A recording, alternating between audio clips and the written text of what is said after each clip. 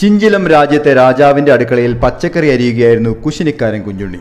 ഘടോൽക്കജനെ പോലെ വള്ളിപ്പേർ കൂട്ടിപ്പിടിച്ച് കുനുകുനാന്നരിയുമ്പോൾ തൊട്ടടുത്തിരുന്ന വെണ്ടയ്ക്ക പൊട്ടിക്കരഞ്ഞു. എന്നാലും നീ പോയല്ലോ പേരെ. കരഞ്ഞുകൊണ്ടിരുന്ന വെണ്ടയ്ക്കയെ തന്നെ കുഞ്ഞുണ്ണി പിടികൂടി.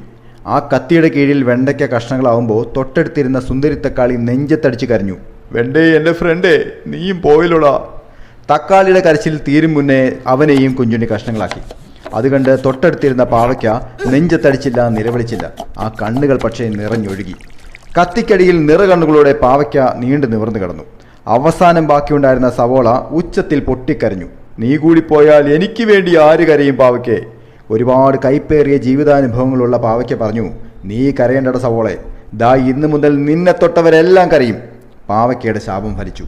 അന്ന് മുതൽ അടുക്കളയിലും ഹോട്ടലിലും കാറ്ററിങ്ങിനുമെല്ലാം സവോളയെ തൊട്ടവരെല്ലാം കരഞ്ഞു. നീറിക്കരഞ്ഞു. സവോള എന്ന സുമാവാ.